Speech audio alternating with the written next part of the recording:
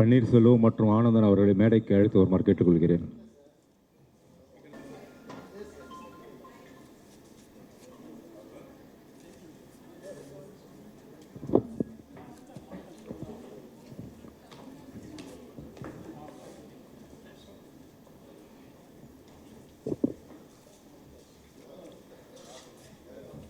First, calling the President, I call Chandra Reddy to call her.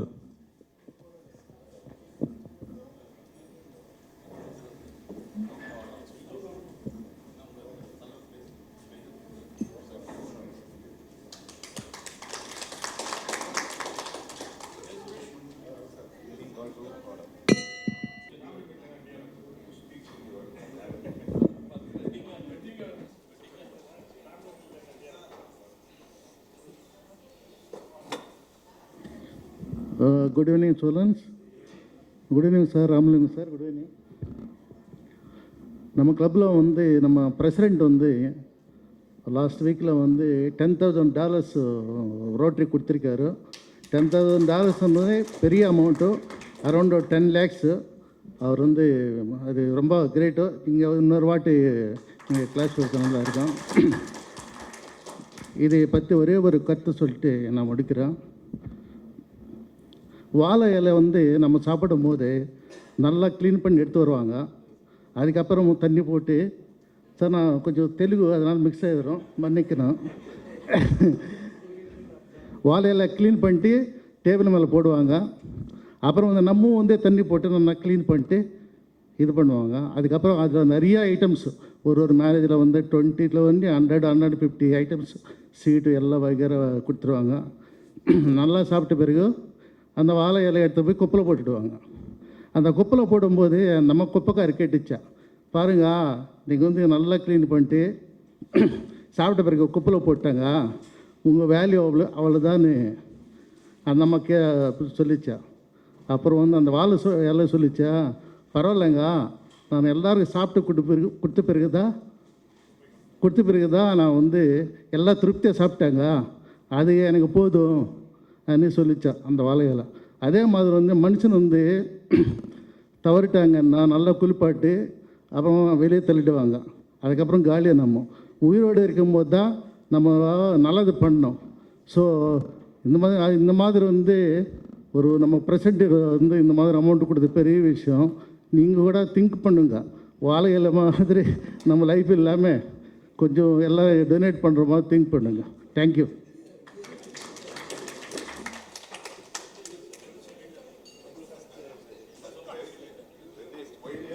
அடுத்து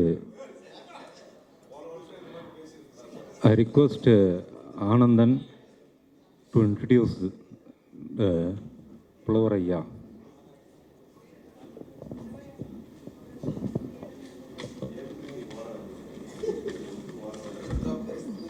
good evening.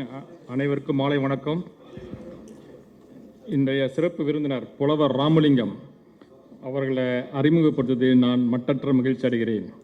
அவர் ஒரு சிந்தனையாளர், சொற்பொழிவாளர், ஊக்குவிப்பாளர், பட்டிமன்ற நடுவர், டிவி ஷோஸில் நிறையா நடத்தி எல்லாருடைய மனசையும் கவர்ந்தவர். 5000க்கும் மேற்பட்ட நிகழ்ச்சிகளை நடத்தியவர். அவர் 36 வருஷம் வந்து ஆசிரியராக பணிபுரிந்து 2007 ரிட்டையர் ஆகியிருக்கிறாரு. அதுக்கப்புறம் அதில் வந்து நடுவில் 2002 ஸ்டேட்டில் பெஸ்ட் டீச்சர்ஸ் அவார்டு வாங்கியிருக்கிறாரு. 2006 நேஷ்னல் பெஸ்ட் டீச்சர் அவார்டு இந்த presence of APJ Abdul Kalam கிட்ட வந்து பெஸ்ட் டீச்சர்ஸ் அவார்டு 2006 வாங்கியிருக்கிறாரு. அவர் வந்து நிறைய ஹானர்ஸ் வந்து கம்பன் கவிமணி, நகைச்சுவை நாவலர், இந்த மாதிரி பட்டங்கள்லாம் நிறைய வாங்கியிருக்கிறாரு. மோர் தென் 2500 டிபேட் ஷோஸில் நடத்திருக்காரு. அதில் மெயினாக வந்து இவர் வந்து ஒரு 4 ஹியூமர் புக்ஸு எழுதியிருக்கிறாரு. மெயினாக வந்து சன் டிவியில் வந்து நிறைய பட்டிமன்றம் நடந்திருக்காரு. விஜய் டிவியில் வந்து டிவோஷனல் ஸ்பீச் பேசியிருக்காரு. பக்தி ஸ்பெஷல் வந்திருக்காரு. வசந்த் டிவியில் வந்து ஸ்பெஷல் பட்டிமன்றம், அப்புறம் நேர்முக வர்ணனை பட்டிமன்றம், கோயிலெல்லாம் வந்து வர்ணனை பண்ணோம் இல்லையா, அதெல்லாம் வந்து இவர் நிறையா பண்ணியிருக்காரு. அது இல்லாமல் வந்து இன்டர்நேஷ்னல் ஸ்பீச்சஸ்னால் அப்போ அது கேவன் எக்ஸலன்ட் ஸ்பீச் அபவுட் பன்னீர் திருமுறை, அதாவது 12 திருமுறை, அதை பற்றி இந்த மலேசியா அண்ட் சிங்கப்பூரில் பண்ணியிருக்காரு. கேவ் அன் எக்ஸலன்ட் ஸ்பீச் இன் துபாயில் வந்து டிபேட் பார்ட்டிசிபேட் பண்ணியிருக்காரு. இவர் ஒரு மோட்டிவேஷனல் ஸ்பீக்கர்ஸு. அவரை வந்து இப்படி சொல்லிகிட்டே போகலாம், அவர் ஏகப்பட்ட லிஸ்ட் இருக்குது. ஸோ அவர் வந்து எல்லாரும் தெரியும், எல்லாருக்கும் அறிமுகம். இன்னைக்கு தமிழ்நாட்டில் அவர் தெரியாத யாரும் இருக்க மாட்டாங்க. ரெண்டு விஷயங்க. அவர் ஒரு சின்ன ஒரு ஜோக்கு, அவர் ஜோக்கே நான் திருப்பி சொல்ல போகிறேன். அது அவர் சொன்னால் நல்லாயிருக்கும், பட் இருந்தாலும் நான் ஒன்று சொல்கிறேன். ஒரு ஊரில் அது பையன் வந்து அவங்க அப்பாட்ட போய் மார்க் ஷீட்டை கொடுத்துருக்குறான். அந்த மார்க் ஷீட்டில் பார்த்தா 90 மார்க் இருந்திருக்குது. அப்பா கேட்டார், எப்போ நீ 90 மார்க் எடுக்க முடியும்? நான் இது வரைக்கும் பார்த்ததே இல்லை, எப்படி 90 மார்க் எடுத்துனாரு? இல்லைப்பா 90 மார்க் கரெக்டு தான் அப்படின்னு சொல்லியிருக்கிறான். சரி, அப்பா விட்டுட்டார் கொஞ்ச நாளைக்கு. அதுக்கப்புறமா கொஞ்சம் ஒரு 6 மாதம் கழிச்சு, டே நீ அன்றைக்கி சொன்னது பொய் தான் நடந்துக்காரு. இல்லை நீ சைபர் தானே சேர்த்துக்கிட்ட, 9 பக்கத்தில் சைபர் தானே சேர்த்துட்டேனாரு. இல்லைப்பா அதில் சைபர்லாம் நான் சேர்க்கவே இல்லை. சரி, இவர் விட்டார். அப்புறம் பெரியவன் ஆகி கல்யாணம் ஆகி அதுக்கப்புறம் வந்து திருப்பி கேட்குறாரு, இல்லைப்பா நீ அந்த இது பழசு ஞாபகம் வச்சுருக்கியாப்பா, இந்த 9 பக்கத்தில் சைபர் சேர்த்து நீ என்ன ஞாபகம் இருக்கான்னு கேட்குறாரு. இல்லை நான் சைபர் சேர்க்கவே இல்லை. அன்னையிலேருந்து இன்றைக்கி வந்து ஒரே இதுதான் சொல்கிறேன், சைபர் சேர்க்கவில்லை. ஆனால் சைபருக்கு மேலே 9 மட்டும் நான் சேர்த்துக்கிட்டேன் அப்படின்னு சொல்கிறாரு. அடுத்தது இன்னொரு வந்து இவர் அழைக்கிறதுக்கு முன்னாடி இந்த ஹியூமர் கிளப்புக்கு கால் பண்ணேன் நான். இவருக்கு முத நாள் ஹியூமர் கிளப்புக்கு கால் பண்ணி, இவர் என் கிளப்பில் வந்து பேசுகிறதுக்கு வந்து கொஞ்சம் நகைச்சுவாக பேசுகிறதுக்கு ஏதாவது ஆள் வேணும் அப்படின்னா. நகைச்சுவாக பேசுகிறதுக்கு எங்கே ஆள் இருக்கிறாங்க, நாங்களே வெளியிலேருந்து ஆள் கூப்பிட்டு வந்து நாங்கள் சேர்க்குறோம் அப்படின்னு ஹியூமர் கிளப்பில் சொல்கிறாங்க. நான் நினச்சேன் ஹியூமர் கிளப்பில் பூரா இருக்கிறவங்க பூரா நகைச்சுவாக பேசுவாங்க, நகைச்சுவாக வந்து நம்மளுக்கு நினச்சா. அப்படி அப்போ இதுலேருந்து என்ன தெரியுதுன்னா, ஹியூமராக பேசுகிறதுக்கும் ஹியூமராக எதுக்கு பண்ணுறதுக்கும் இன்றைக்கி வந்து ரொம்ப டிமாண்டாக இருக்குது. ஸோ அதனால் இன்றைக்கி வந்து இவரை பொறுத்த வரைக்கும் நம்மக்கிட்ட சிரிப்பு ஒரு வரம் என்ற தலைப்பில் நம்மக்கிட்ட இன்றைக்கி பேச வந்திருக்கிறாரு. ஸோ எல்லாமே இன்னும் கொஞ்ச நாள் அவர் பேச முடிய வரைக்கும் அவர் வந்து நம்மளை எல்லாரையும் சிரிக்க வச்சு இன்றைக்கி நம்ம பண்ணுவார்.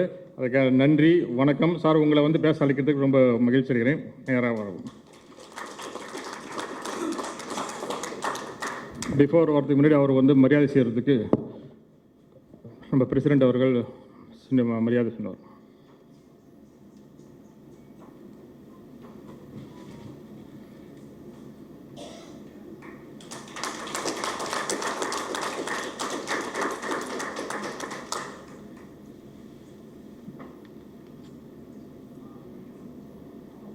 நன்றி, வணக்கம்.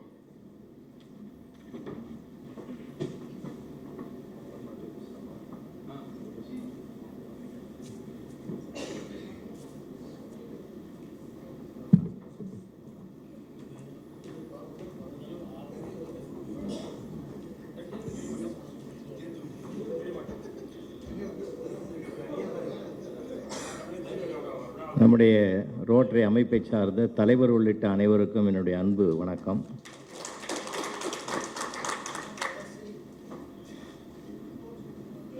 என்னை அறிமுகப்படுத்திய நண்பர் அவருக்கும் என்னுடைய நன்றி கலந்த வணக்கம். ஆனால் ஒன்று சின்ன திருத்தம், அதில் கோச்சிக்கப்படாது. 2002 மாநில நல்லாசிரியர் விருது வாங்கினார், 2006 வாங்கினாருன்னு. நான் வாங்கலை, கொடுத்தாங்க.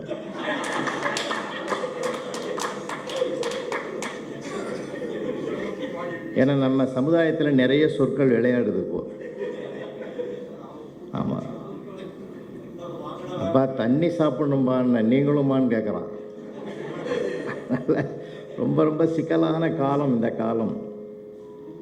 அன்பு நண்பர்களே, இந்த ரோட்டரி அமைப்பு என்பதும் லைன்ஸ் அமைப்பு என்பதும் சிகாகோவில் தான் உதயமானது. எல்லாருக்கும் தெரிஞ்ச விஷயம்தான். அடுத்தடுத்து 2 தலைவர்களால் சிகாகோவிலிருந்து உருவாக்கப்பட்ட அமைப்பு உலகம் முழுவதும் வேரூன்றி இருக்கிறது.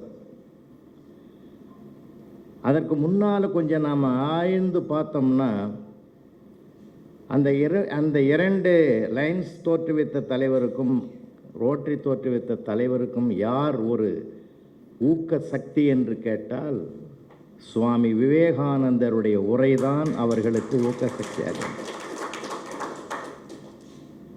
அவருடைய சேவை என்ற ஒரு அழகான செய்தியை லேடிஸ் அண்ட் ஜென்டில்மேன் என்று முழங்கிய சிகாகோ ஆன்மீக மாநாட்டில் பிரதர்ஸ் அண்ட் சிஸ்டர்ஸ்னு தொடங்கி பேசி நாம் செய்கிற அனைத்தும் கடவுளுக்கு சேவை செய்வதாக போய் சேரும்னு அவருடைய வார்த்தைகள் அத்தனையும் அவர்களுக்கு உள்ளே ஏதோ ஒரு மாற்றத்தை உருவாக்கி தான் உலகம் முழுவதும் பரவி இருக்கக்கூடிய இந்த அழகிய சேவை அற்புதமான அமைப்பை உருவாக்கி இருக்கிறார்கள். சேவையும் நட்பும் குடும்பமும் தொழிலும் கலந்திருக்கிற ஒரு கலவை தான் நம்முடைய ரோட்டரி அமைப்பினுடைய பெருமையும் சிறப்பும்.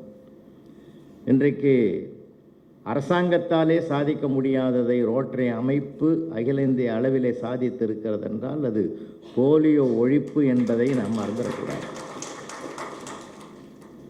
அன்றைக்கே கூட நான் சர்வீஸில் இருக்கும்போது ஒருத்தன் எழுதினான், சின்ன வயசில் உனக்கு வந்த போலியோ இன்னும் உன்னை விட்டு அது போலியோ, சொட்டு மருந்து தொண்டைக்குள்ள போலியோ, போன மருந்தும் ஒருவேளை போலியோ அப்படின்னு எழுதின ஒரு இதை இன்னைக்கு முற்றிலும் அறவே ஒழித்த அரசாங்கத்துக்கும் மேலாக ஒரு அமைப்பாக ரோட்டரி இருப்பதை நான் வணங்குகிறேன். அது ஒவ்வொருவருக்கும் பெருமை சார், பெருமை. ரெண்டாவது, எல்லாருமே இந்த இயக்கத்தில் சேர்ந்துட முடியாது. சேவை உள்ளம் யாரிடத்தில் இளமையிலிருந்தே அது கொஞ்சம் கொஞ்சமாக வளர்ந்திருக்கிறதோ அவர்களால் மட்டும்தான் இதற்கு உள்ளே நுழைய முடியும். அப்படி ஒரு தெய்வீக ஒரு சிறப்பை இறைவன் உங்களுக்கு தந்திருப்பதற்காக பெருமைப்பட வேண்டும். நாம் ஈட்டுவதை விட கொடுப்பதில் சில அருமையான சுகம், ஆத்ம சுகம் நமக்கு ஏற்படும். சொல்லப்போனால் நம்ம சாப்பிட்டோம்னா வயிறு நிறையும், அடுத்தவங்க சாப்பிட்டதை பார்த்தா மனசு நிறையும். அந்த மனசு நிறையக்கூடிய ஒரு அருமையை தான் நீங்கள் அருமையாக செயல்படுறீங்க. அது உங்கள் வம்சத்தையே வாழ வைக்கும், உங்கள் வம்சத்தையே வாழ வைக்கும். என்ன கணக்கு நமக்கு நம்ம நாட்டில் இப்போ நிறைய பேர் கணக்கு தொடங்கியிருக்கோம். காந்தி கணக்குன்னு தொடங்கிட்டாங்க சார். யாருக்காவது கொடுத்தது வரலன்னா காந்தி கணக்கான்னு சொல்கிறோம். காந்தி கணக்குன்றதுக்கு அர்த்தமே வேறங்க. உப்பு சத்தியாகிரக போர் நடக்கும்போது தமிழ்நாட்டில் இருந்து நிறைய பேர் தூத்துக்குடிக்கு, அங்கே வேதாரண்யத்துக்கும் தூத்துக்குடிக்கும் உப்பு அள்ளுறதுக்காக போனாங்க. அப்படி காந்திய தொண்டர்கள் போகிற போது அவர்களுக்கு சாப்பாடு கொடுக்கறதுக்காகத்தான் வழியில் அங்கங்கே கடை திறந்து வச்சுருந்தோம். அதில் பப்ளிக் போய் சாப்பிட்டா அவங்களுக்கு காசு வாங்குவாங்க. ஆனால் காந்தி தொண்டர்களுக்கு காசு வாங்க மாட்டாங்க. நீங்கள் காந்தி தொண்டரா, அப்பா காந்தி கணக்கில் எழுதிக்குப்பான்னு சொன்னோம். அது இன்றைக்கி நம்ம கொடுத்தது வராது, காந்தி கணக்காகி போச்சு. நிஜம், இதாங்க உண்மை. அழகாக சொன்னார் பாருங்கள். உண்மையிலே அவருக்கு நம்ம ரசித்தேன். அதை வாழை இலையில் சாப்பிட்டது அதை தூக்கி போட்டுவிட்ட பிற்பாடு ஒரு முறையான நான் சரியாக பயன்படுத்தப்பட்டேன் என்ற திருப்தி வாழை இலைக்கு இருக்குதுன்னு சொன்னார் பாருங்கள். அதனால தான் வாழை இலைன்னே பேர் அதுக்கு. நம்ம வாழணும்னா அந்த இலையில தான் சாப்பிட்ணும்னு அர்த்தம் ஒன்று இருக்குது அதில். ஆனால் இன்றைக்கி எல்லாமே பஃபே தப்பங்கும் கூட அதான் நடக்க போகுது. உண்மையிலே எனக்கு வருத்தமாக இருக்குது சார். என்னென்னா அழகான முன்னோர்கள் வாழ்ந்த வாழ்க்கையெல்லாம் போய் நாமே ஒரு தட்டை தூக்கி போய் அவங்ககிட்ட நிற்கிறோம். ஒருத்தனா ஒன்றா போடுறோம். அம்மா தாயேன்னு கேட்கலையே தவிர இன்றைக்கி அந்த கல்ச்சர் மாறி போச்சுன்ற, உலக கலாச்சாரம் மாறி போச்சு. வாட் இஸ் யுவர் கல்ச்சர்னு சர்தார் வல்லபாய் பட்டேலை கேட்டபோது அவர் கல்ச்சர் இஸ் அக்ரிகல்ச்சர் சொன்னார். நம்முடைய விவசாயத்தோடு பிணைந்தது தான் சார் இது. எவ்வளவோ அர்த்தங்கள் நம்ம பிள்ளைகளுக்கு கொண்டு போய் சேர்க்கணும். உங்களுடைய அந்த அறப்பணி உங்களுடைய பிள்ளைகளுக்கும் கொண்டு போங்க. அறம் தான் சார் ஒரு அஸ்திவாரம். ஒரு வீட்டினுடைய வாழ்க்கைக்கு, மனிதனுடைய வாழ்க்கைக்கு அதான் அஸ்திவாரம். எத்தனையோ நம்முடைய முன்னோர்கள் நமக்கு அந்த அறத்தை சொல்லி கொடுத்தாங்க. இப்போ இருக்கிறத நம்ம வீட்டிலலாம் ஒரு பையன் ஒரு பொண்ணு, பெரிய சவால் நிறைந்திருக்கிற காலம். நிறைய பசங்க இருந்த காலத்தில் அப்படிலாம் ஒன்றுமே இல்லை சார். எங்கள் பெரியப்பாவுக்கு 16 பசங்க. அப்போது 16 பெற்று பெருவாழ்வு வாழ்கின்றதை நிறைவேற்றிட்டார். இத்தனைக்கும் 10 ஆம்பளை பிள்ளைங்க, 6 பொம்பளை பிள்ளைங்க. அவர் வேறு போஸ்ட் மாஸ்டராக இருந்தார். வெளியிலையும் டெலிவரி, உள்ளேயும் டெலிவரி. பையனுக்கு யாராவது ஒருத்தனுக்கு பேர் கேட்டாக்கா 8ஆம் நம்பர் பையனுக்கு பேர் சொல்லு, நீங்கள் பெரியமாவை தான் கேட்பார். அவர் சீரியல் நம்பர் போட்டு வச்சுக்கிறாரு. நிறைய நல்லா ஞாபகம் வச்சுங்க, எந்த ஆணுக்கும் நினைவாற்றல் கிடையாது, பெண்களுக்கு மட்டும்தான் அந்த நினைவாற்றல் அதிகம் சார். உண்மையா இல்லைங்களா? உண்மை சார். நான் எங்கள் வீட்டம்மாவை பார்ப்பேன். அங்கே கை சமையல் பண்ணிகிட்டே இருக்கும், வாய் என்கிட்ட பேசிக்கிட்டே இருக்கும், காது சீரியலை கேட்டுக்கிட்டே இருக்கும், கண்ணு குழந்தைங்க ஹோம்ஒர்க் எழுதான்னு பார்த்துக்கிட்டே இருக்கும். ஒரே நேரத்தில் 4 in 1. நம்மளாலலாம் முடியாது சார். அது இன்றைக்கி இருக்கிறது ஒரு பையன் ஒரு பொண்ணு. தயவு செஞ்சு அந்த பிள்ளைகளிடத்தில் நிறைய பேசணுங்கய்யா. நம்ம பேசாமல் போனதனாலே வெளி உலகத்தில் யாரோ ஒருவன் பேச பழகுகிறான். அதனால்தான் சமூக சிக்கல்கள் நிறையா வருது. நம்ம தான் நம்ம பிள்ளைகளிடத்தில் அரவணைச்சு அழகாக பேசணும், எதையும் ரசிக்கணுன்றது தான் என்னுடைய தாழ்மையான வேண்டுகோள். நான் 36 ஆண்டுகள் ஆசிரியர் பணின்னு ஐயா சொன்னாங்க, ரொம்ப மகிழ்ச்சி. அந்த பணியில் நான் ரொம்ப அனுபவிச்சிருக்கிறேன் நிறையா. படிக்கிற காலத்தில் மட்டும் இல்லைங்க, நமக்கு சிரிக்கிறதுக்குன்னு ஒரு சந்தர்ப்பம், சூழ்நிலை, ஒரு கிளப்பு, ஒரு நகைச்சுவை மன்றத்தில் தான் உட்காந்து சிரிக்கணும்லாம் கிடையாது. அன்றாட வாழ்க்கையில் நமக்கு சிரிக்கிறதுக்கு ஆயிரம் இருக்குது சார். சுற்றி இருக்கிறத நம்ம பார்க்கணும். இப்போ பாருங்கள், டிராஃபிக்கில் பாருங்கள், தேனாம்பேட்டை சிக்னலில் என்னுடைய ஸ்டூடெண்ட்டு தான் அங்கே இருந்தவன், அவன் டிராஃபிக் இன்ஸ்பெக்டராக இருந்தவன். நான் சொல்கிறது ஒரு கொரோனாவுக்கு முன்னாடி ஒரு தடவை நான் போய் பாண்டி பஜாரில் பர்ச்சேஸ் பண்ணிட்டு அப்படி திரும்பி வரேன். காரை அப்படி டேர்ன் பண்ணும்போது அப்படியே டோரை இறக்கிட்டு புருஷோத்தமாக நல்லா இருக்கியாப்பான்னு கேட்டான். அவனுக்கு அலண்டுட்டான் சார். உத்து பார்த்தான், தெய்வமே நீ அவனு இறங்கி ஓடி வந்த ஐயா வணக்கம், நல்லா இருக்கிறேன் தம்பி. நீங்கள் சொன்னது வகுப்பில் சொன்னது அப்படியே நடந்து போச்சு என் லைஃப்பில். ஒரு நாளைக்கு நீ நடுத்தருவில் நிற்படா நீங்கள் 3 வருஷமாக இங்கே தான் நிற்கிறேன்னா. அப்போ நான் சொன்னேன், கஷ்டத்தை கூட இஷ்டமாக பார்க்க பழகிட்ட பற்றியா, ரொம்ப அருமைடா, பாராட்டுறேன்னு. அதே சமயத்தில் என்ன ஆகி போச்சு, இன்னொரு தடவை நான் வரும்போது அந்த ஓரமாக வரேன், என்ன தான் நடக்குதுன்னு பார்த்தா அங்கே ஒரு வாக்குவாதம் நடக்குதுங்க. ஒரு 3 பசங்க ஹெல்மெட்டு போடலன்னு சொல்லி அவனுங்களை ஓரம் கட்டிட்டு அவங்ககிட்ட என்கொயரி பண்ணி ஃபைன் போடுறதுக்காக இவன் பேசிங்கிறான். அந்த நேரம் பார்த்து ஒருத்தன் ஹஸ்பண்ட் அண்ட் ஒய்ஃபு ஸ்கூட்டரில் போகிறாங்க, போன்னு கை காட்டான். அந்த ஹஸ்பண்டும் போடலை ஹெல்மெட்டு, அந்த அம்மாவும் போடலை. இதில் 3 பேரில் ஒருத்தன் போர்க்கொடி தூக்கிட்டான். என்ன சார் அநியாயம், எங்களை மட்டும் போட்டு என்கொயரி பண்ணி ஃபைன் பண்ணுறீங்க, அந்த ஆளும் போடலை அவங்க ஒய்ஃபும் போடலை, அவங்க 2 பேரும் போக சொல்லிட்டீங்களே, என்ன நியாயம்னா? அவன் ஏற்கனவே ஒரு பிரச்சனையோட போகிறான், அவனுக்கு எதுக்கடா இன்னொரு பிரச்சனை எதுக்கடா கொடுக்கணும்னு. அப்போ அவன் அதில் ஒரு ஆள் சொல்கிறான், சாருக்கு ரொம்ப பிரச்சனை போல இருக்குது வீட்டில், அதனால தான் அவனுக்கு கொஞ்சம் அட்ஜஸ்ட் பண்ணி விட்றாருன்னு. வாழ்க்கையில் சார் எல்லா இடங்களிலும் கொட்டி கிடக்குதுயா. அதை அனுபவிக்கிறதுக்கும் மகிழ்வதற்கும் நம்முடைய மனதை தயார் பண்ணிக்கணும். அந்த மனசை தயார் பண்ணிக்கிட்டோம்னாக்கா எப்பயுமே அந்த எல்லாமே நல்லா இருக்கும் சார். எந்த இடத்துல எதுன்றது கூட கிடையாது. அன்றைக்கி கூட ஒரு அம்மா ஆஃபீஸுக்கு ரொம்ப லேட்டாக வந்தது சார். மேனேஜர் கேட்டார், என்னம்மா லேட்டு? சாரி சார், போகும்போது சீக்கிரம் போயிடுறேன். போன்ட்டார் சார். என்ன அந்த பதில் ராங்காக அந்த ஒரு ரஃப் டைப்பில் இருந்ததாக அந்த பதில் ஏற்றுக்க முடியாது. கொஞ்சம் அன்பாக பணிவாக சொன்னோம்னா இதுவாகிடும். எல்லா இடங்களிலுமே நான் பல இடங்களில் கலெக்ட் பண்ணுறது தான், பல இடங்களில் நாங்கள் பார்ப்போங்க. பார்க்குற இடங்களில் எல்லாமே எல்லா இடங்களிலும் இருக்கும் சார். நீங்கள் சிக்னலில் நின்று பாருங்கள், அங்கே கொஞ்சம் நேரம் நிறுத்தி பாருங்களா. பைக்கில் போனாலும் காரில் போனோம்லாம் அமைதியாக இருப்பாங்க. ஆனால் அந்த பைக் வச்சுங்கிறோம், ஸ்கூட்டர் வச்சு சும்மா இருக்க மாட்டான் சார். அதை ரைஸ் பண்ணிக்கினே இருப்பான். நமக்கே ஒரு மாதிரியாக இருக்கும் அந்த இது. அந்த ரெட்டு, எல்லோ, க்ரீன், அதுக்கும் பக்கத்தில் வேறு எழுதியிருப்பான் நில், கவனி, செல், அது வேறு எழுதியிருப்பான். அது எல்லாத்தையும் பார்க்க மாட்டான். அந்த ரெட்டு போயிட்டு எல்லோ வந்த உடனே இந்த ஏர்போர்ட்டில் பார்த்தீங்கன்னாக்கா லேண்டிங், அதாவது ஃப்ளைட்டு லேண்டிங் ஆகிடுச்சுனாக்கா நின்ன உடனே எல்லோரும் ஒருத்தர் பார்ப்பாங்க, யாராவது ஒருத்தன் எழுந்துருக்கிறானா பார்ப்போன்னு.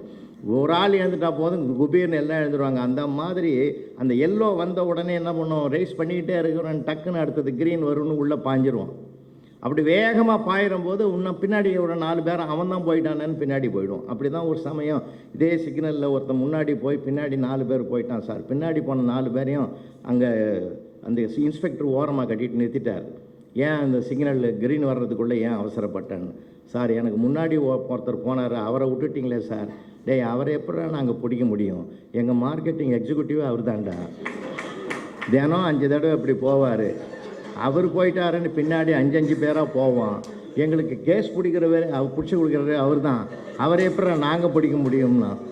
ஐயோ, இப்படி ஒரு சூழ்நிலை இருக்குதா சாமி, இனிமேல் நாங்கள் எச்சரிக்கையாக இருக்கிறோன்னு.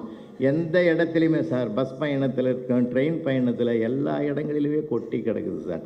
நீங்கள் நண்பர்களோடு போகிற போது கூட ஒரு மகிழ்ச்சியை பரிமாறிக்கொள்ளுகிற நண்பர்களோடு பழகினா ரொம்ப ஆரோக்கியமாக இருப்போம் நம்ம. உண்மையிலே இல்லைங்களாங்க, எப்போ பார்த்தாலும் துன்பத்தையே பேசி, நடந்த கதை என்ன தெரியுமா, அது தெரியுமா, இது தெரியுமா, இதில் லாஸு, அதில் நடந்து போச்சு, இனிமேல் நடக்க போகிறத பேசணுமே தவிர நடந்ததை பேசி நேற்றையது என்பது நிஜமில்லை, நாளையதென்பது நிச்சயமில்லை, இன்று இருப்பது நிஜம். சந்தோஷமாக வாழ பழகிவிட்டால் வாழ்க்கையே மிக மிக ஒரு சிகரத்தை தொட்ட வாழ்க்கையாக இருக்கும். எதுக்குமே வருத்தப்படக்கூடாது சார். என்னுடைய பணிவான கருத்து அதுதான். வருத்தப்பட்டு மட்டும் என்ன ஆக போகுதுங்க, ஒன்றும் ஆக போகிறது இல்லை. லாஸ்ட் மந்த்து கும்பகோணம் போயிருந்தேன் சார். இதே மாதிரி ரோட்டரி கிளப்புக்கு தான் போயிருந்தேன். ரோட்டரியில் ஒரு ஜெயின் இருக்காருங்க கும்பகோணத்தில். அந்த ஜெயின் சார் தான் என்னை கூப்பிட்டுருந்தார். அங்கே போனதும் எனக்கு இந்த ரோட்டரியில் நிறைய நண்பர்கள், ஐயா கண்ணா சாரு, நான் சாரு, நம்ம ஒளிவண்ணன் சார்லாம் எனக்கு ரொம்ப ரொம்ப வாட்ஸ்அப்பில் தொடர்பில் இருக்கிறவங்க. அப்போ நாங்கள் சார் கூப்பிட்டாருன்னு சொல்லிட்டு போனாங்க. டைம் நிறையா இருந்தது. எங்கள் வீட்டு அம்மா சொல்லிச்சு, கும்பேஸ்வரர் கோயில் பெரிய கோயிலையா போய் தரிசனம் பண்ணிட்டு வான்னு. சரின்னு ஒரு அர்ச்சனை தட்டு வாங்கி போய் ஒரு கடையில் வாங்கினா அதில் பழம் இருக்குது, தேங்காய் இருக்குது, பூ இருக்குது, முக்கியமாக இந்த வெத்தலை பாக்கு இல்லை. ஏன் தம்பி முக்கியமாக இந்த வெத்தலை பாக்கு அது இல்லையாடான்னு 3வது பெட்டி கடையில் போய் கேளுங்க சார், என்கிட்ட ஸ்டாக் தீர்ந்து போச்சுன்னு. அவங்ககிட்ட போய் ஒரு 5 ரூபா நோட்டை கொடுத்து, தம்பி 2 வெத்தலை பாக்கு கொடுப்பா 5 ரூபாய்க்குன்னு. 2 பாக்கும் 2 வெத்தலையும் வச்சான் சார். கூட 2 வெத்தலை வைக்கக்கூடாதா தம்பின்னு. நான் படிக்கிற காலத்தில் நீ கூட 2 மார்க் போட்டிருந்தீங்கன்னா நான் ஏன் இந்த கடை வைக்கிறேன்னா சார், நான் ஏன் இந்த கடை வைக்கிறேன்னா எனக்கு பகீர்னு ஆகிப்போச்சு. கும்பகோணத்தில் நான் எப்படா வேலை செஞ்சேன், நீ எங்கடா என்கிட்ட படித்தேன்னு. குரோம்பேட்டையில் உங்கள்கிட்ட படித்தேன் அப்படின்னா. குரோம்பேட்டையில் படித்தவன் ஏன்டா கும்பகோணத்தில் கடை, எங்கள் சித்தப்பா புண்ணியத்தில் கடை வச்சு கொடுத்தாரு, நான் பண்ணி கடை வச்சு நான் வாழ்க்கையை நடத்திங்கிறேன்னா. எங்கே போனாலும் அப்படி தான் சார். சில நேரங்களில் சில இடங்களில் அப்படி அமையும். கோயிலுக்கு உள்ளே போனாங்க, எல்லாம் உள்ளே போயிட்டு தரிசனம்லாம் பண்ணும்போது அதில் நமக்குன்னு சில கொஞ்சம் மனசில் இருக்கும்ல, என்ன தான் இருந்தாலும் செலவு பண்ணும்போது கொஞ்சம் சிக்கனமாக பண்ணுவோம் இல்லை. ஒரு ஐயர் தட்டில் போடுறதுக்குன்னு ஒரு 5 ரூபா நோட்டை ஒரு ஓரமாக மடித்து வச்சு 50 ரூபா, 100 ரூபா, 200 ரூபா, 500 ரூபாயெல்லாம் அப்படியே வரிசையாக வச்சுருந்தேன். உள்ளே போன உடனே அப்பப்போ இந்த செல்லு வர எடுத்து வைக்கும்போது எல்லாமே ஜிக்ஜாக் மாறி போச்சு. மாறி போன உடனே ஐயர் தட்டோடு வந்தாருங்க. அவருக்கு அந்த 5 ரூபா தேடுறதுக்குள்ளே அவர் டென்ஷன் ஆகி எதிர்பக்கம் போட்டார். எதிர்பக்கம் போய் ஒரு ஆளுகிட்ட நிற்கிறாரு, தீபாரதனை காட்டிங்கிறாரு. அந்த நேரம் பார்த்து அந்த 5 சிக்கிட்டுது. அது எடுக்கிறதுக்குள்ளே முன்னாடி இருந்த 500 வேகமாக வெளியேறிடுது. வேகமாக வெளியேறி 3வது அந்த ஆள் எங்கே நிற்கிறாரு ஐயர், அவருடைய காலில் போய் விழுந்ததுங்க. அந்த ஆள் பார்த்துட்டோம், இது நம்மது இல்லை, நமக்கு எதுக்குடான்னு சொல்லி அந்த 500 எடுத்து ஐயர் தட்டில் போட்டான். ஐயர் என்ன சொன்னார், இங்கேயே 2 ஈஸ்வரன் கழுத்தில் இந்த மாலையை கொண்டாந்து அவனுக்கு போட்டார் சார். 500 என்னது, ஆண்டவனுடைய சகல மரியாதையும் அவனுக்கு. அப்போ தான் மனசில் நினச்சிக்கணும், யார் யாருக்கு எப்பப்போ என்னென்ன கொடுக்கணும்னு இறைவன் நினைக்கிறானோ அப்பப்போ அதாவது அவங்கவுங்களுக்கு கிடைச்சே தீரும்ன்ற சத்தியத்தை தான், தர்மத்தை தான் நாங்கள் பார்த்தோம்.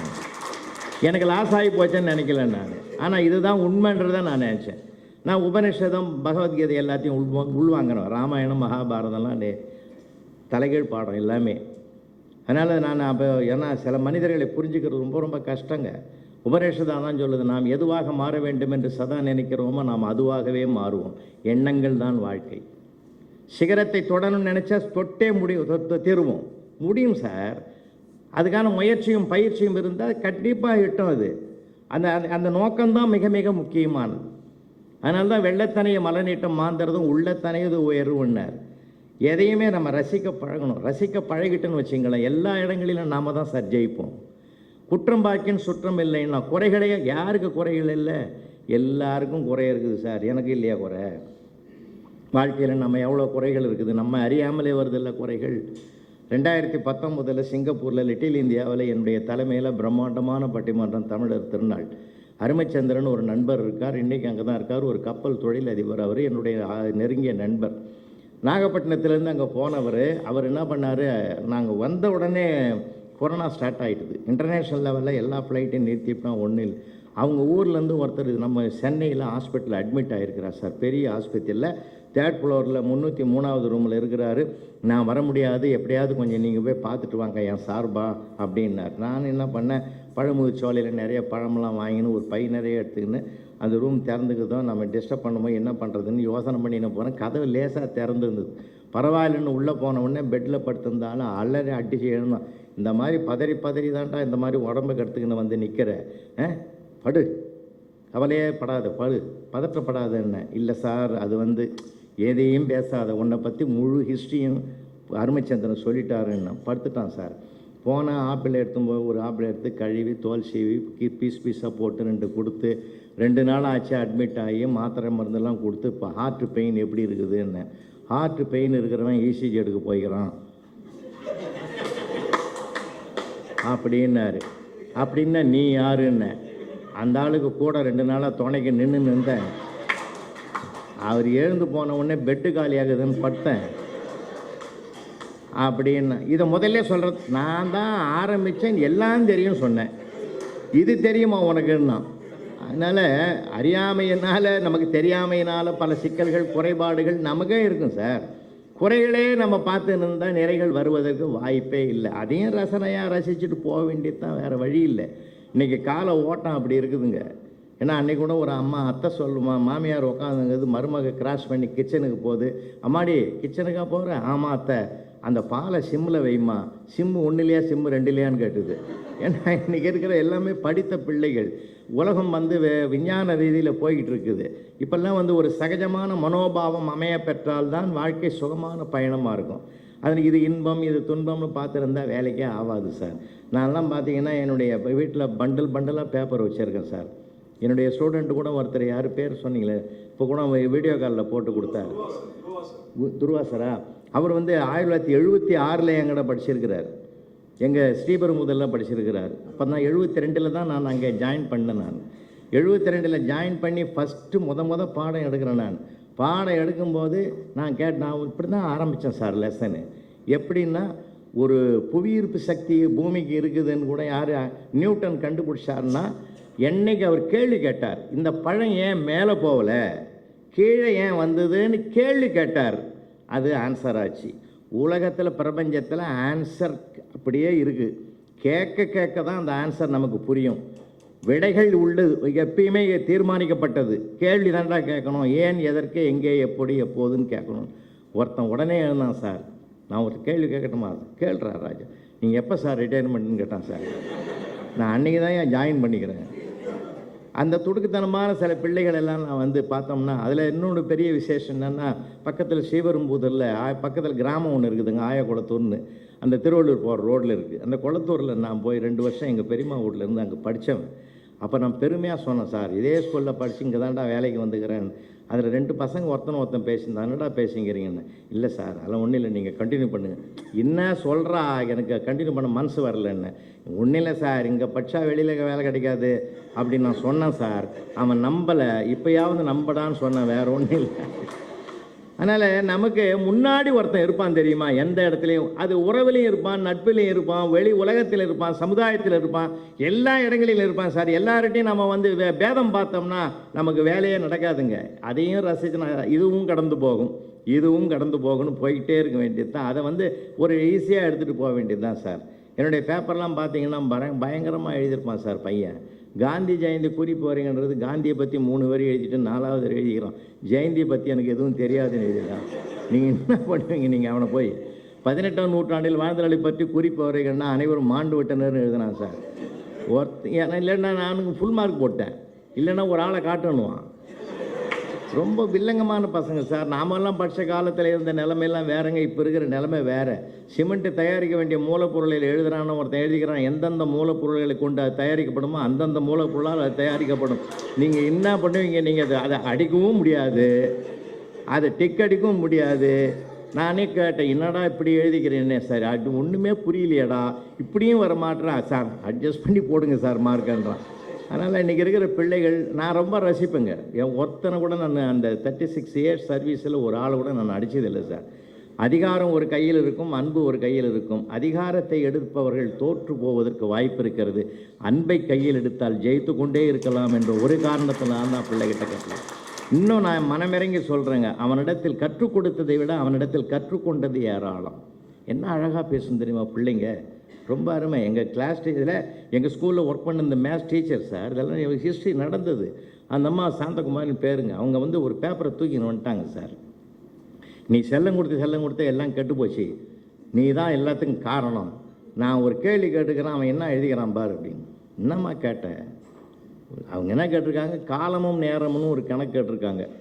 10 பேர் சேர்ந்து ஒரு தாரோட 20 நாளில் முடிக்கிறாங்க. அதே தாரோட 15 பேர் எத்தனை நாளில் முடிப்பாங்க?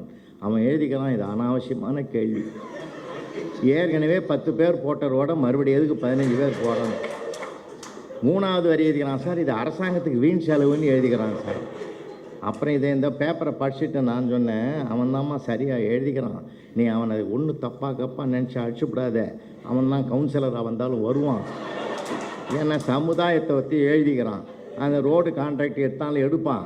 அதனால் ஏன்னு கேட்டால் அவன் முதல்ல அவ்வளோ அழகாக எழுதியிருக்கிறான், அக்கறையாக எழுதிக்கிறான். நீ போட்ட கணக்கு அது வேலைக்கு ஆகாது, ஏட்டு கணக்கு, இவன் தான் நாட்டு கணக்கு, இதுக்கு ஃபுல் மார்க் போடுமா அப்படின்னு. நான் சார் உங்களுக்கெல்லாம் இப்படிலாம் எழுதுனாக்கா நீங்கள் இதை விட மோசமாக எழுதிக்கிறாமா அவன், ஏமா எதுக்குமா தேவையில்லைம்மா அப்படின்னு சொல்லி அவங்கள சமாதானப்படுத்தி பல நிகழ்வுகள் சார், பல நிகழ்வுகள் என்னுடைய அனுபவங்கள்லாம். அந்த 4 புத்தகங்கள் சொன்னார். நான் டெக்ஸ்ட் புக் ஆத்தர்.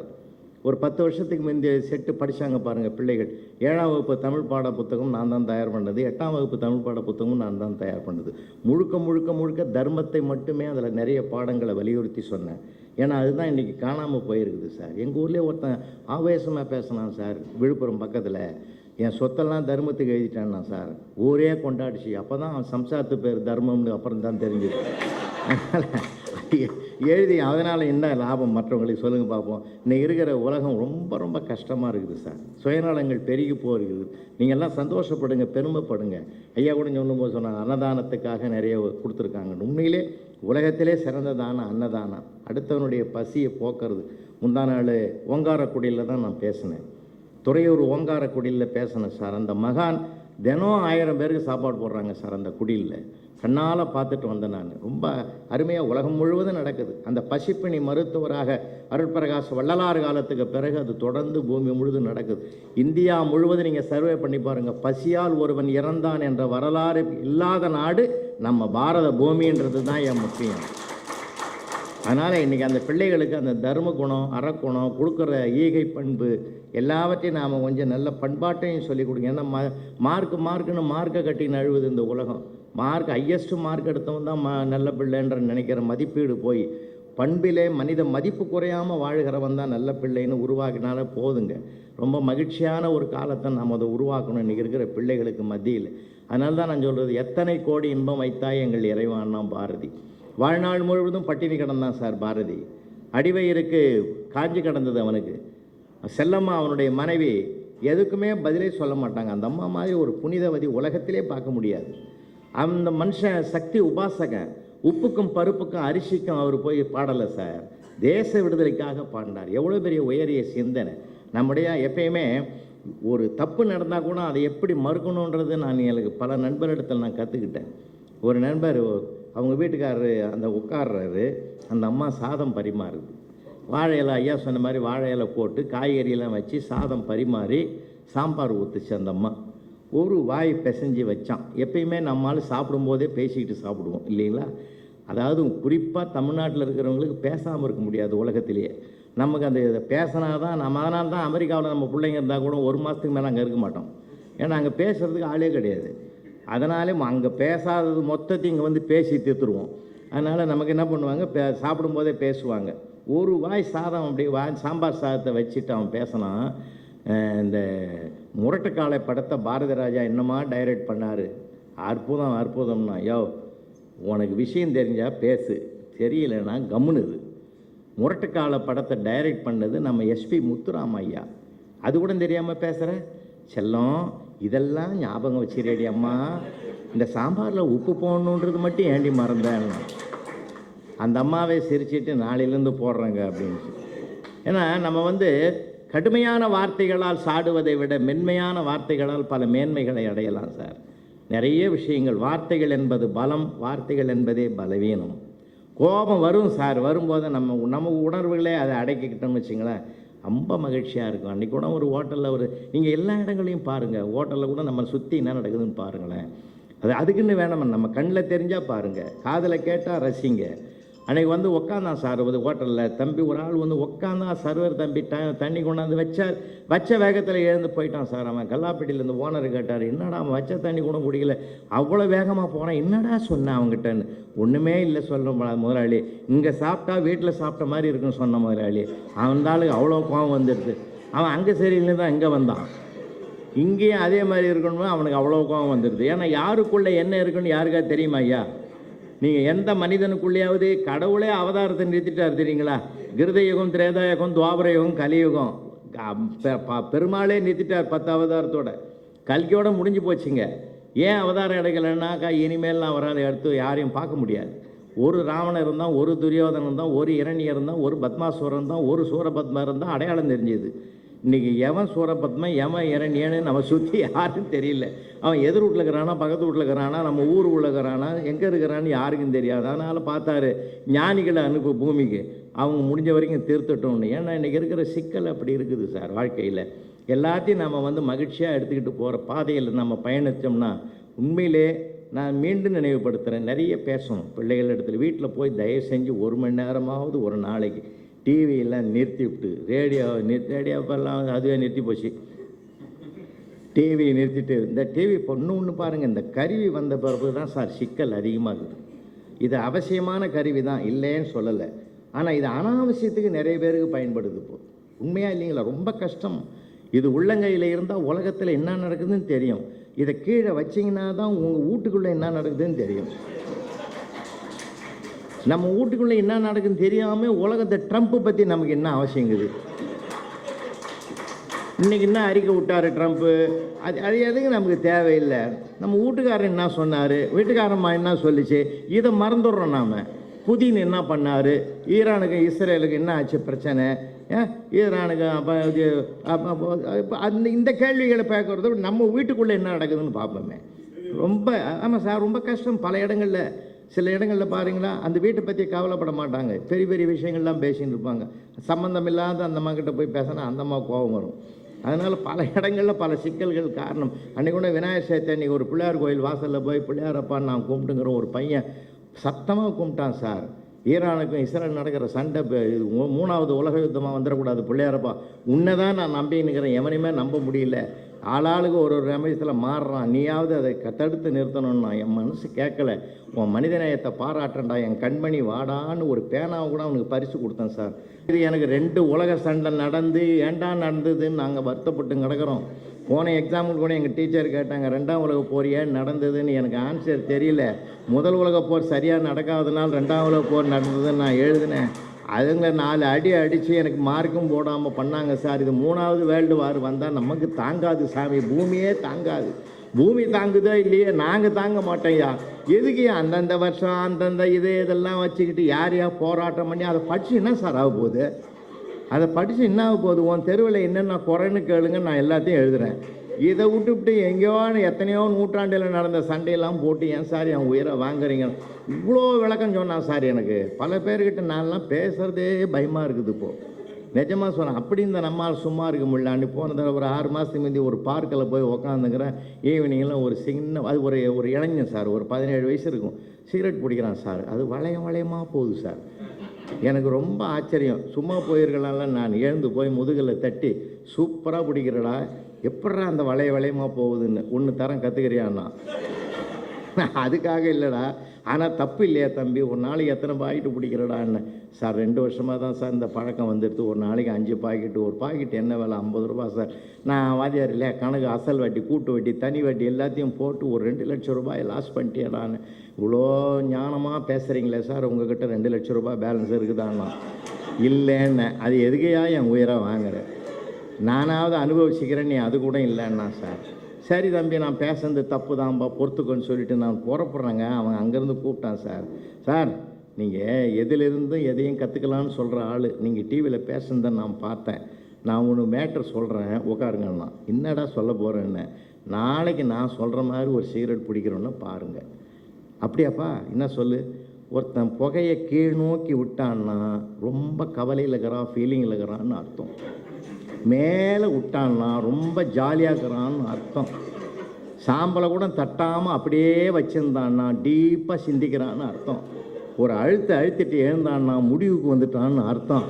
இதை நீ நாளையிலேருந்து பாருன்னா. அப்பா, நான் பகவத்கீதை படிச்சுக்கிறேன், திருக்குறள் படிச்சுக்கிறேன், பைபிள் படிச்சுக்கிறேன், குரான், எல்லாத்துலேயும் இல்லாத ஒரு புதிய அனுபவம் தான் அவங்ககிட்ட இருக்குது. அதனால் எந்த இடத்துல சார் எது கொட்டி வச்சுட்டு கிடக்குது சார்.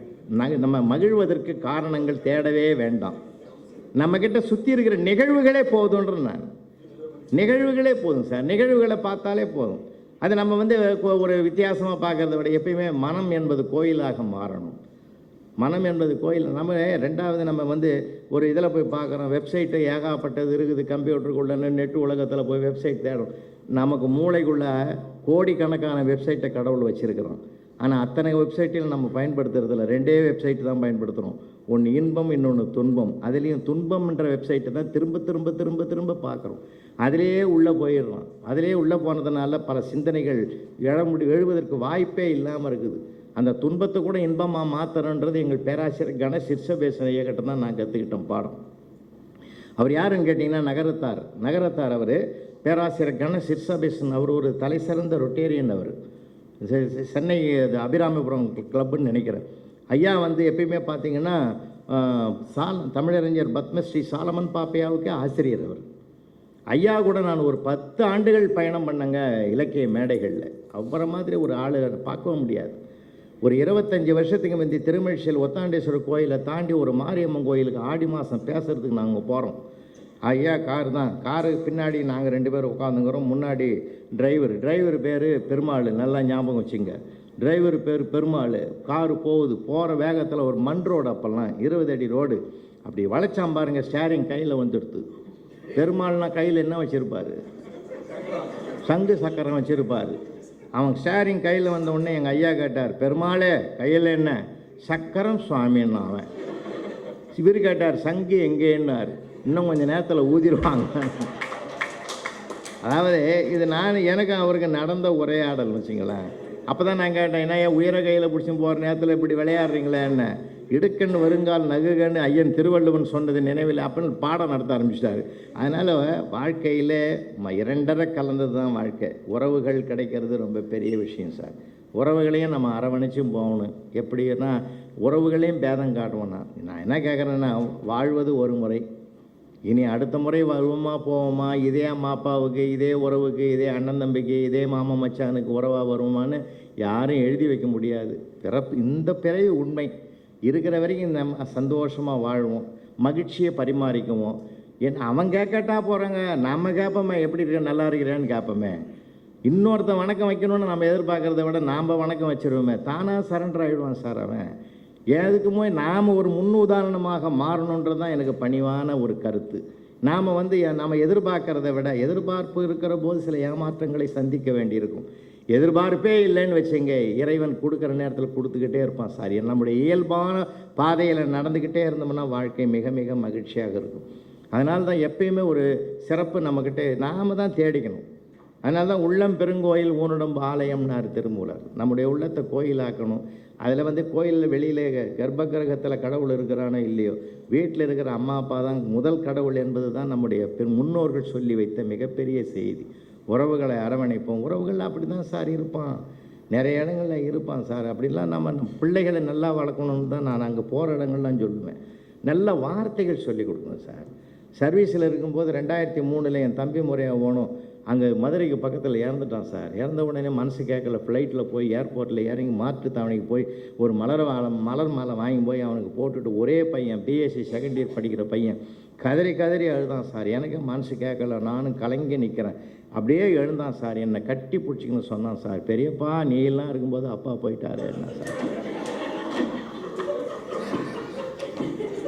நீங்கள் சிரிக்கிறீங்க, நான் 15 நாள் மெடிக்கல் லீவ் போட்டு வேலைக்கே போகல சார். நான் உலகம் பூரா நல்லா பேசணும்னு சொன்னால் அவன் எனக்கே பெரிய ஆயுதம் போடுறான். அதனால் நமக்கு எப்படி ஒரு ஷாக் வருமா? வராதா சார்? வார்த்தைகள் என்பது இனிமை சேர்க்கணும் இல்லையா? ஒரு நம்ம வீட்டில் பூனை குட்டி போடுது இல்லைங்களா? நம்ம பூனை குட்டி போட்டது நிறைய பேர் பார்த்துருக்குறோம். குட்டி ட்ரான்ஸ்ஃபர் பண்ண தெரியுங்களா? ஒரே இடத்துல வச்சுருக்காது. அது வாயாலே கவ்வியும் போய் இன்னொரு இடத்துல வைக்கும். ஒரு மூட்டை சந்தில் வைக்கும், இன்னொரு மூட்டை சந்தில் கொண்டு போய் வைக்கும். இடத்த மாற்றிக்கிட்டே இருக்கும். ஆனால் அதே குட்டிகளுக்கு பசிக்குதுன்னா எலியை பிடிக்கும், எலி செத்து போகுது. குட்டியை தூக்குறதும் அதே வாய் தான், எலியை பிடிக்கிறதும் அதே வாய் தான். எப்போ வன்மையை கையாளணும், எப்போ மென்மையை கையாளணும்னு ஒரு பூனைக்கு தெரிஞ்ச ரகசியம் அறரை படைத்த மனிதனுக்கு தெரியாது இருக்கிறது. ரொம்ப வருத்தப்படும் நான் சில இடங்களில். என்ன கடுமையாக இருக்குன்னு தெரியுமா? நீங்கள் ஒரு 25 வருஷத்துக்கு முந்தைய புழல் ஜெயிலுக்கு போன, தப்பாக நினைக்காதீங்க, பேசுகிறது தான். ஆயுள் கைதிங்க 500 பேர் நான் ஸ்டாப்புக்கு ஒரு நானும் இன்னொரு நண்பரும் பேசுகிறேன் சார். எனக்கு நன்றி சொல்ல வந்தான் பாரு ஒருத்தன். புலவரையா சிரிக்க பேசினார், வாழ்நாள் பூரா நம்ம கூட இருந்த நல்லா இருக்கும்னா. தாக்க வருவதை கூட நீங்கள் தாங்குதலாக மாற்றிக்கொள்கிற பக்குவம் வந்து விட்டால் நாம் தான் சார் ஜெயிப்போம். நம்ம தாக்குறானே நம்ம அச்சப்படக்கூடாது, ஐயோ தாக்கிட்டானே நினைக்கக்கூடாது. பட்ஸ்பர்க் என்ற தென்னாப்பிரிக்காவில் இருக்கிற அந்த ரயில்வே ஸ்டேஷனில் ஒரே ஃபஸ்ட் ஏசியில் 2 சீட்டு தான் அப்போல்லாம், 2 சீட்டு தான் இங்கிலாந்தில். தென்னாப்பிரிக்காவில் இருந்து போகிற அந்த ட்ரெயினில் 2 சீட்டில், ஒரு சீட்டில் ஒரு பிரிட்டிஷ்காரன் உட்காந்துங்கிறான். நம்ம மகாத்மா காந்தியடிகள் பெட்டி படிக்கையோட டிக்கெட் வாங்கி தான் உட்காந்துங்கிறாரு. ஆனால் அந்த ஸ்டேஷனுக்கு வந்த உடனே இன்னொரு பிரிட்டிஷ்காரன் மேலே ஏறுறான் சார். உடனே என்ன பண்ணான், அந்த ஏற்கனவே உட்காந்துங்கிற பிரிட்டிஷன், இறங்கியா, எங்களுக்காக செய்யப்பட்டது இந்த பெட்டி, உங்களுக்கெல்லாம் இல்லை, இறங்கிடான்ட்டான். ஆனால் அன்றைக்கி அதை அவமானப்படுத்தலாம் காந்தியை. அது அவமானம் என்று அவர் அங்கே பெட்டி படிக்கையோடு இந்தியாவுக்கு வந்திருந்தார்னா சுதந்திரம் என்பது கனவாகி இருக்கும். அந்த அவமானத்தை கூட வெகுமானமாக எடுத்துக்கொண்டு மறுநாள் தென்னாப்பிரிக்காவில் நடந்த நிறைவேறி போராட்டத்துக்கு தலைமையேற்று உலகமே பார்க்குற அளவுக்கு அந்த பார்வையை திசை திருப்பினார். அன்னை ஒரு வைராக்கியம் வச்சார்.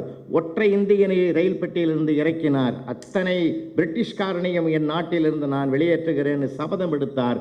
வெற்றி பெற்றார். அப்போது தாக்குதலை கூட தாங்கிக் கொள்ளுகிற மனிதன் தான் சரித்திரம் படைப்பான் என்பதற்கு அவர்தான் முன் உதாரணம். நம்ம தாக்கிட்டானே நினைக்காதீங்க, கவலையே படாதீங்க, தூக்கி போடுங்க. ஏன்னா நமக்கு யார் அந்த தாக்குறானோ அவனுக்கு தான் நமக்கு ஒரு முன்னோடியாக இருக்கிறான்னு கூட நம்ம நினைக்கணும். நம்முடைய முயற்சிக்கும் பயிற்சிக்கும் அவன்தான் காரணம் என்று கருதிவிட்டால் வாழ்க்கையில் ஜெயிச்சுக்கிட்டே இருக்கலாம். உலகத்தினுடைய தலைவர்களுடைய வரலாறுகள்லாம் நிறைய இருக்குது சார். நீங்கள் ஹிட்லர் படிச்சிருப்பீங்க, முசோலினி படிச்சிருப்பீங்க, எவ்வளோ பேர் படிச்சிருப்பீங்க வரலாறு. ஆனால் லெனின், புரட்சியாளன் லெனினுடைய வரலாற்றை படிச்சிங்கன்னா நமக்கு மெய் சிலிர்க்கும் சார். ஏன்னா அவன் ரொம்ப குட்டமான ஆள், குட்டையான ஆள். சேரில் ஏறி உட்காந்தாக்கா 2 கால் மேலே தான் தூக்கின்னு இருக்கும். நம்ம காலெல்லாம் சேரில் உட்காந்தா கீழே தான் பூமியில் இருக்கும். அவன் காலுக்கு பூமியை தொடாது.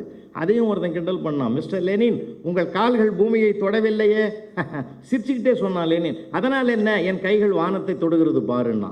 எவ்வளோ ஒரு மன உறுதி பாருங்கள். அந்த மன உறுதியை தருவது நாம் ரசனையாக ரசிப்பது தான் வாழ்க்கையில். அதுக்கு தான் எப்பயுமே சிரிப்பு என்பது இறைவன் கொடுத்துருக்கிற மிகப்பெரிய வரம்.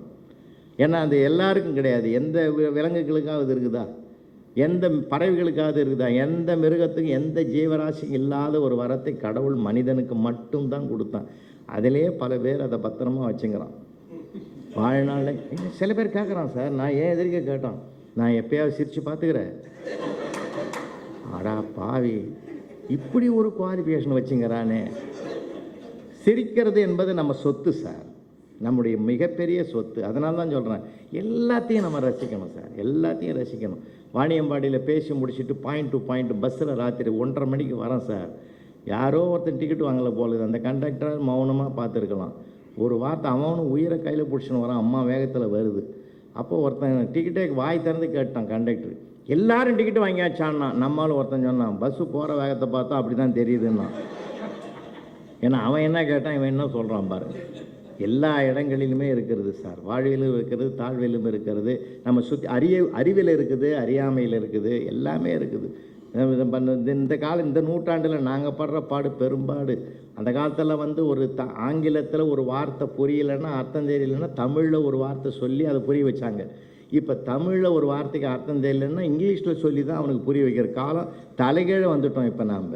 அதனால தான் தமிழ் அவன் எழுதுறது தமிழா இன்னான்னே தெரியாது சார். அது கூட நான் சென்ட்ரலில் பார்த்துருக்கிறேன் சார்.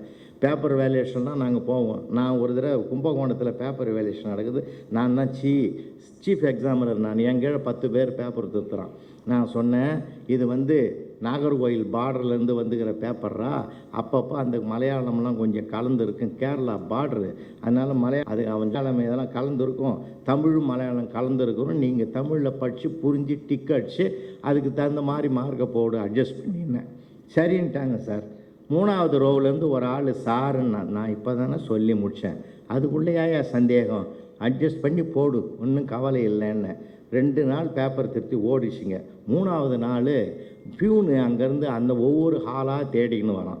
சார் 2 நாளாக மலையாள பேப்பர் கட்டை காணோம், அது எங்கே இருக்குதுன்னு தெரியல, எல்லா இடத்துலையும் தேடின்னு வரேன்னு. எனக்கு பகீர்னு ஆகிப்போச்சு. இந்த ஆள் சந்தேகம் கேட்டான்னு நினச்சி அங்கே போகிறேன். நிஜமாகவே மலையாள பேப்பர் தான் சார் திருத்தின்னுக்கிறான் அவன். நான் கேட்டேன், உனக்கு மலையாளம் தெரியுமான்னு. தெரியாது. நீ தானே சொன்ன அட்ஜஸ்ட் பண்ணி போடுன்னு. அதை நான் நல்லதாக எழுதியிருந்தான்னா அப்படியே டிக் அடிச்சு 1 2.5 1 அப்படிலாம் அட்ஜஸ்ட் பண்ணி தான் போட்டேன். இந்த மாதிரி அனுபவங்கள்லாம் எங்களுக்கு நிறையா இருக்குது சார். பேப்பர் வேல்யூஷனில் பல இடங்கள் இருக்குது. நானே பேப்பர் திருத்தியிருக்கேன். எனக்கு ஒருத்தன் ரோமன் லெட்டர் 2ன்னு போட்டுட்டு 3வது நம்பர் கேள்வி நம்பர் போட்டு எழுதிக்கிறான் சார். கர்த்தரே, இந்த பேப்பர் திருத்தூர் பக்கத்தில் அமரும், அவர்கள் செய்த பாவங்களையும் பொறுத்தருளும். நானடா பாவம் பண்ணேன், அவன் பண்ண பாவத்தை என் மேலே ஏற்றிட்டான் சார். அவர் பண்ண பாவங்களை எல்லாம் பொறுத்தருளும். அவர் திருக்கரங்களினால் எங்களுக்கு மார்க்கை அள்ளி போடுமாறு நீங்கள் ஆவணம் செய்ய வேண்டும். பரமமண்டலத்திற்கும் பரமபிதாவே, உன்னையே நான் நம்புகிறேன். பெருமானே, அவருக்கு அருள் பாலி. எனக்கு அவர் மார்க்கை அள்ளி போடுவது போல் அவர் பிள்ளைகளுக்கும் மார்க்கை அள்ளி போடுமாறு நீ செய்ய வேண்டும். ஆமீன் அப்படின்னு எழுதிக்கிறான் சார். இது வந்து ஒரு ஆன்சர் மாதிரி எழுதி வச்சுக்கலாம். இதை நீங்கள் என்ன பண்ணுவீங்க நீங்கள்? அதனால் சில நேரங்களில் ரொம்ப எங்களுக்கு பொழுதுபோக்குறதே அந்த வார்த்தை தான். இப்போ சமீபத்தில் ஒரு இடத்துல ஒரு டீச்சர் ராத்திரி 11 மணிக்கு மெசேஜ் வந்துக்குது சார் செல்லில். மெசேஜை பார்த்துட்டு ரொம்ப பயந்து மிரண்டு போய்க்குது. அவன் மெசேஜ் அனுப்பிச்சிக்கிறான். அவங்க 6ஆம் கிளாஸ் பையன், டீச்சர் நான் தொங்க போகிறேன், நீ தொங்குன்னு எழுதிட்டான். அந்தம்மா அலறி போச்சு. இவன் பேனில் தொங்குறானா, உத்தரத்தில் தொங்குறானா, எங்கடா தொங்க போகிறான், நாம் ஒன்றும் திட்டலையே போகலையே நினச்சி அடுத்து ஒரு ஆட்டோவை பிடிச்சி போய் நேராக வீட்டுக்கு வாசலில் போய் நிற்குது. அவங்க அம்மா, அந்த பையனுடைய அம்மா வெளியில் வந்து, என்ன டீச்சர் பதறி போய்க்காள், இந்த நேரத்தில் வந்துக்கிறீங்க? இல்லை உங்கள் பையன் என்ன பண்ணுறான்னு இந்த பக்கமாக போகிறேன், என்ன பண்ணுறான்னு பார்க்கலான்னு வந்து நல்லா தூங்குறான் டீச்சர். அப்போ தான் டீச்சருக்கே அர்த்தம் புரிஞ்சுது. நான் தூங்க போகிறேன், நீ தூங்குன்றதுக்கு நான் தொங்க போகிறேன், நீ தொங்குன்னு எழுதிட்டான் சார். ஏன்னா ஸ்பெல்லிங் எழுத தெரியல, அவனுக்கு எழுத தெரியல. இன்றைக்கி இருக்கிற சிக்கல்கள் நிறைய இருக்குது. அதனால் மொழி பிரச்சனை, அந்த பிரச்சனை, இந்த பிரச்சனை, எல்லா பிரச்சனையும் இருந்தாலும் தவறுகளை தவறாக பார்க்காமல், குற்றங்களை குற்றமாக பார்க்காமல், குறையை கூட நிறையாக பார்க்குற பழக்கம் நமக்கு வந்துட்டால் எப்பயுமே நம்ம மனசு கரைப்படாது. குற்றத்தை நம்ம சுமந்ததுன்னு வச்சிங்களேன், நமக்கு இருக்கிற சிந்தனை கூட போயிடுங்க. சிந்தனை போயிடும். எப்பயுமே நம்ம வந்து உயரமான இடத்துல இருந்து பழகணும்.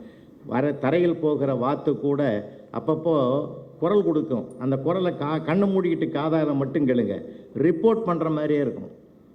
அதனுடைய சவுண்டு ரிப்போர்ட் பண்ணுற மாதிரி இருக்கும். ஆனால் பருந்தனுடைய குரலை யாரும் கேட்டிருக்க வாய்ப்பு இல்லை. மழை தொடங்குகிற இடத்துல இருந்து கீழே இருக்கிற பறக்கிற பறவைகள் எல்லாம் கூடு நோக்கி ஓடும் பாதுகாப்புக்கு. பருந்து போகவே போகாது. எங்கே மழை தொடங்குகிறதோ அதற்கு மேலே சென்று தன் பயணத்தை தொடர்ந்து போகக்கூடிய சிறப்பு இந்த பருந்துக்கு இருக்கிறதுன்னா, நம்ம ஏசுவார் ஏசட்டும், பேசுவார் பேசட்டும், அதற்கும் மேலே உயர்ந்த பருந்து போல நம்முடைய பணியிலே நாம் சிறப்பாக செயல்படுவதற்கு நம்மை தயார்படுத்தி கொண்டால் வாழ்க்கை முழுவதும் நமக்கு வெற்றி வந்து சேர்ந்து கொண்டே இருக்கும். யாரை பற்றி எவரும் கவலைப்பட வேண்டிய அவசியமில்லை. உள்ளம் சத்தியத்துக்கும் தர்மத்துக்கும் கட்டுப்பட்டு இருக்குமானால் அவருடைய பாதையில் யார் குறுக்கிட்டாலும் குறுக்கிடுவன் தோற்பானே தவிர நேர்வழியில் செல்பவன் நிமிர்ந்துதான் என்றைக்கும் வெற்றியை தொடுவான் என்றால் இதுதான் சத்தியமான உண்மை. அந்த உண்மையை நோக்கி நாம் பயணப்படுவோம். மகிழ்ச்சியாக இருப்போம், கலகலப்பாக இருப்போம். ஒரு பெரிய நிறுவனருடைய தலைவரை பார்த்து ஒருத்தர் கேட்டார், நீங்கள் வெற்றி பெற்று கொண்டிருப்பதனால்தான் மகிழ்ச்சியாக இருக்கிறீர்கள்? இல்லை, நான் மகிழ்ச்சியாக இருப்பதனால்தான் வெற்றி பெற்று கொண்டிருக்கிறேன். அதுதான் நிஜமான உண்மை. அதுதான் சார் உண்மை. நம்ம ஹாப்பியாக இருந்தோம்னாக்கா அடுத்தது என்ன சிந்தனைன்னு வரும். பிள்ளைகளோடு பேசுங்க, வீட்டில் மனைவியோடு மகிழ்ச்சியாக இருங்க, பாராட்டுங்க. ஒருத்தருக்கு ஒருத்தர் பாராட்டு என்பது உலகத்திலே தலை சிறந்தது. ஒரு நண்பரை பாராட்டுங்க, அவருடைய தொழில் வளத்தில் பாராட்டுங்க. ஒருவரை நீங்கள் பாராட்ட தொடங்கினால் உங்களை பாராட்ட 2 பேரை இறைவன் ஏற்பாடு செய்வான். அந்த கடவுள் நம்பிக்கையோடு நாம் வாழ்க்கையில் பயணப்பட்டோம்னா என்றைக்குமே வெற்றி வகையை நாம் தான் சூடிக்கொண்டிருப்போம். உலக வரலாறெல்லாம் பார்த்திங்கன்னா நம்ம தலைவர்கள், நம்ம நாட்டுக்குன்னு ஒரு பெரிய சிறப்பு இருக்குதுங்க. இது வந்து புண்ணிய பூமின்னு சொல்லுவோம் நம்ம, இல்லைங்களா? அதுவும் பாரதத்திலே இந்தியாவிலே தென்னாட்டுக்குன்னு ஒரு தனி மதிப்பு உண்டு. வடநாட்டுக்கு நீங்கள் போனீங்கன்னா எல்லா மன்னர்கள் வாழ்ந்த மாளிகைக்கு அடையாளம் இருக்கும். தென்னாட்டில் பல்லவனுக்கோ சோழனுக்கோ பாண்டியனுக்கோ சேரனுக்கோ அவன் வாழ்ந்த வீட்டுக்கு அடையாளமே கிடையாது. அவன் கட்டிய திருக்கோயில்களுக்கு மட்டும்தான் அடையாளம் இருக்கிறது என்றால் அப்படி ஒரு புண்ணிய பூமியிலே நாம் பிறந்திருக்கிறோம். நம்மை சார்ந்தவர்களையெல்லாம் மகிழ்ச்சிப்படுத்துவோம். கடவுள் நம்மையும் மகிழ்ச்சியாக வைத்திருப்பான். எல்லா இடங்களிலும் இருக்கிறது. விதண்டாவாதம் பேசுகிறவங்ககிட்ட இருந்து கூட நம்ம கீமுறை எடுத்துக்கலாம் சார். அன்றைக்கி ஹோட்டலில் போய் உட்காரோம், ஒருத்தன் வந்துட்டு என்ன இருக்குதுன்னா, இன்றைக்கி என்ன ஸ்பெஷல்னா, ஸ்பெஷல் தோசை தான் ஸ்பெஷல்னா. அதில் என்ன ஸ்பெஷல்னா, சர்வர் சொன்னார் இன்றைக்கி போட்டது சாருண்ணா. இப்போ அவனும் ஒரு மனுஷன் தானே சார், அவனும் மனுஷன் தானே. நிறைவாக இப்படி சொல்லி நான் நிறைவு செய்கிறேன். எந்த இடத்துலையுமே வாக்குவாதங்கள் வளர வளர அது சுவையான அனுபவங்களாக நமக்கு மகிழ்ச்சி கொடுக்கக்கூடியதாக அதை நாம் எடுத்துக்கொண்டால் நம்முடைய மனதே பக்குவப்படும். மனிதனை தீர்மானிப்பது மனம்தான். மனம்தான் மனிதனை தீர்மானிக்கிறது. அந்த மனதில் தோன்றுகிற எண்ணங்கள் தான் அவனுக்கு வாழ்க்கையாக மாறுகிறது. எண்ணங்கள் தான் சொற்கள் ஆகிறது. சொற்கள் தான் செயல்களுக்கு காரணமாக இருக்கிறது. 6ஆம் கிளாஸ் படிக்கிற பையன் மறக்கவே மாட்டேன் என் வாழ்க்கையில். பக்கத்தில் வந்து நின்னான் சார். ஸ்டாஃப் ரூமில் உட்காந்து பேப்பர் தித்திங்கிறேன்.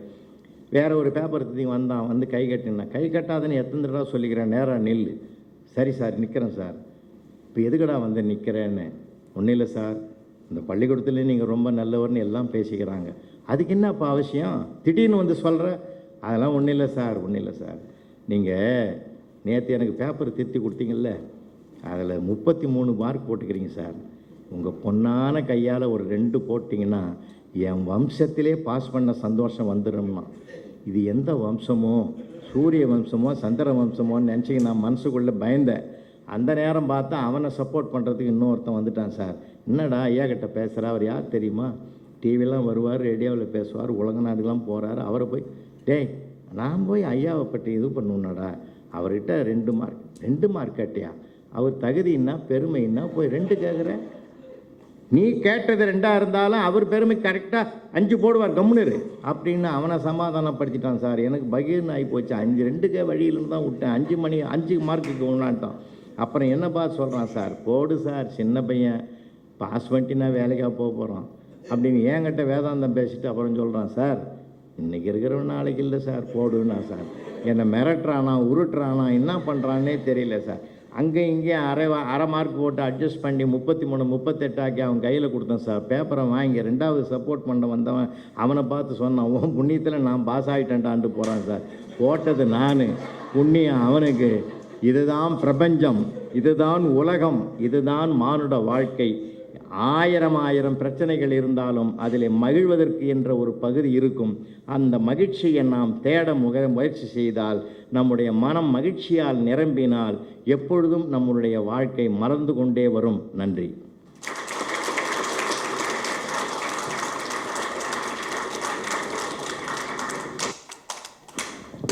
மிகவும் ரொம்ப நன்றிங்க ஐயா. சொல்கிறான் அதெல்லாம்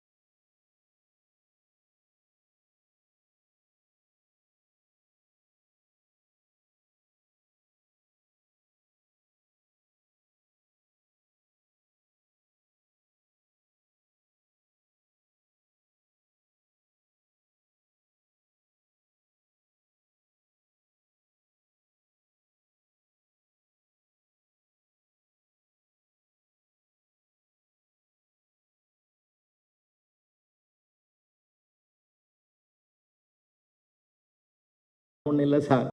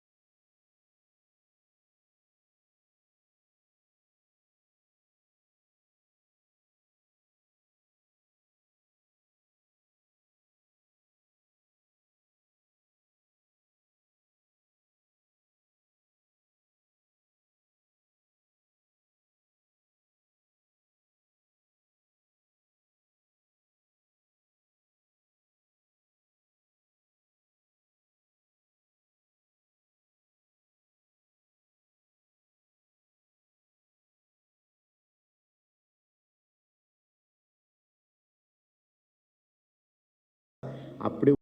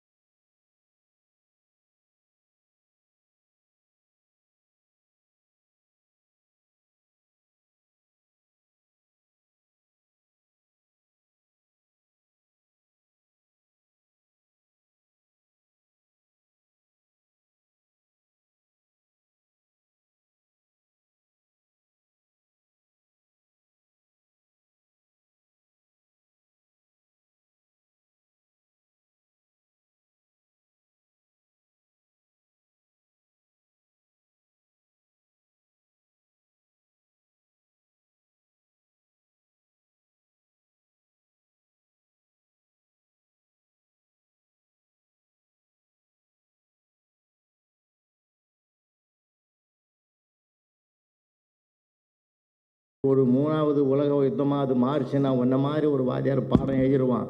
அது ஏமன் சார் படிக்கிறது? ஏற்கனவே மண்டை காய்